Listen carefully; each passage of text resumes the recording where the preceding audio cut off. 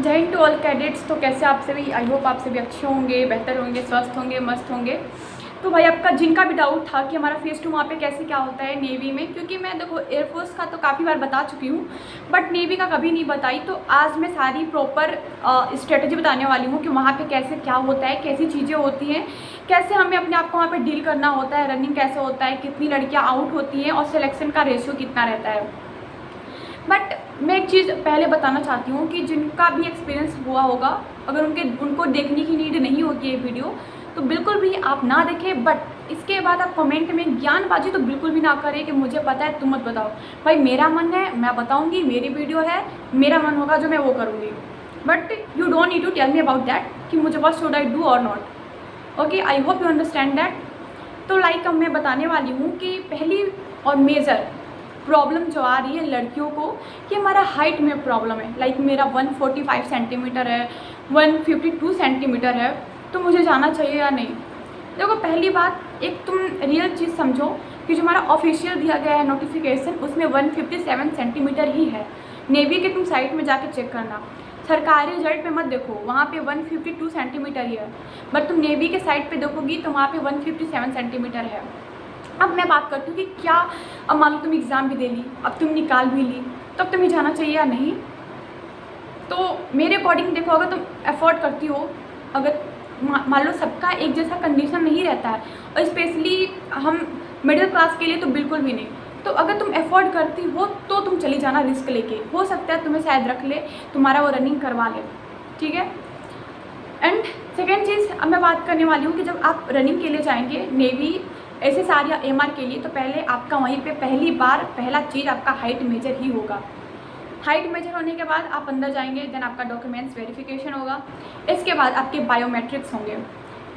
इस बीच आपको एक चीज़ें ध्यान रखनी है कि जो भी वहाँ पे ऑफिसर्स आपको इंस्ट्रक्शन देंगे, आपको वो एक डिसिप्लिन के साथ फॉलो करना है।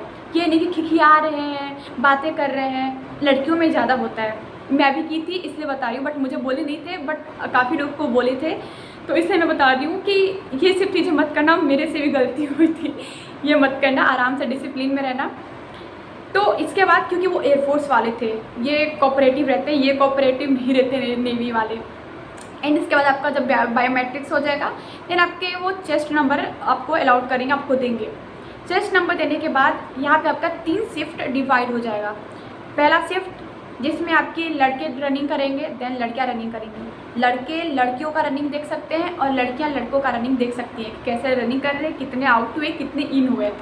देन इसके बाद जब एक शिफ्ट कंप्लीट हो जाएगा तो इनको इसके लिए भेज देंगे, पेंटनी स्क्वाट सेटअप के लिए। देन सेकेंड को बुलाएंगे, उनको लाइन लगवाना शुरू करेंगे, देन उनका लड़कों का होगा, देन लड़कियों का होगा, इनका भी हो जाएगा, देन इनको भी भेज देंगे। देन थर्ड बैच वाले का होगा, लड़कों का होगा, देन लड़कियों का होगा, फिर इनको भी भेज देंगे। इसके बाद आपका बेंटनी होगा। बेंटनी में काफ़ी लड़कियाँ आउट हो जाती हैं, लाइक 10 बैच, मान लो एक बैच में 10 लड़कियाँ हैं, 10 में से 4 से 5 बेंटनी में आउट हो गई, श्योर है 4 से 5 बेंटनी में आउट होंगी। इसके बाद पुशअप में आउट होंगी, पुशअप में 1 से 2 हो जाती है, क्योंकि उतना ज़्यादा हार्ड नहीं होता है पुशअप। नॉर्मल अगर जो गिरता नहीं है एकदम, उसको ही आउट करती हैं। बाकी जो नॉर्मल हल्का हल्का भी ऐसे ऐसे झुक रही है, उसका इन कर लेते हैं, क्योंकि उनको भी पता है भाई, जो प्रैक्टिस पहले से की नहीं है, अब सडनली अब उनको कह दे तो उतना ज़्यादा बेटर तो हो नहीं पाएगा, क्योंकि जब लड़कों से नहीं हो पाता, लड़के काफ़ी आउट हो जाते हैं, तो लड़कियों के लिए तो थोड़ा सा हार्ड होगा। देन इसके बाद हमारा स्क्वाट हो जाता है।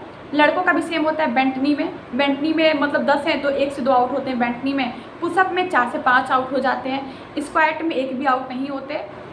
एंड इसके बाद मतलब अगर किस्मत ख़राब है तो आउट हो जाते हैं, बात की बात है, बट वैसे आउट नहीं होते।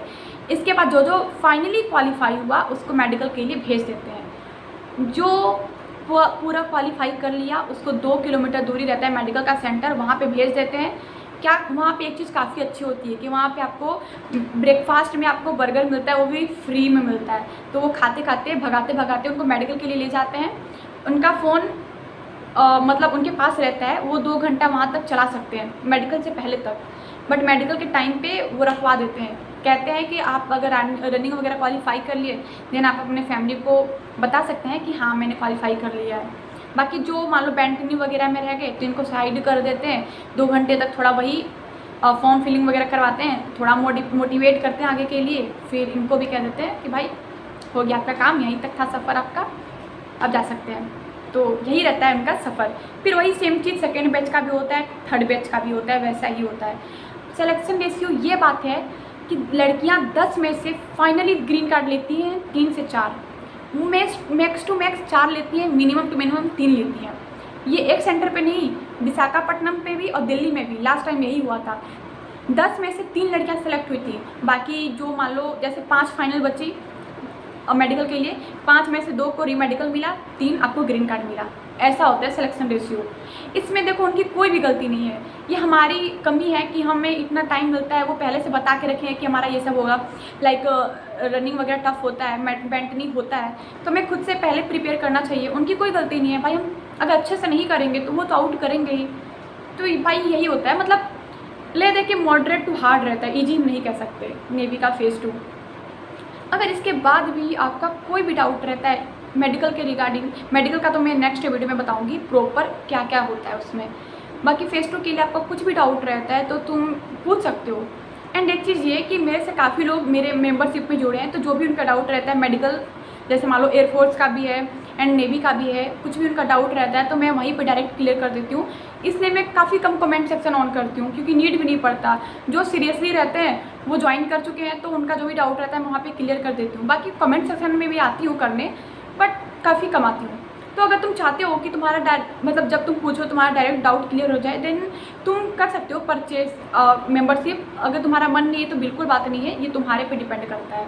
बाकी जय हिंद टू ऑल, पढ़ते रहे, कुछ भी डाउट है पूछ सकते हो आप।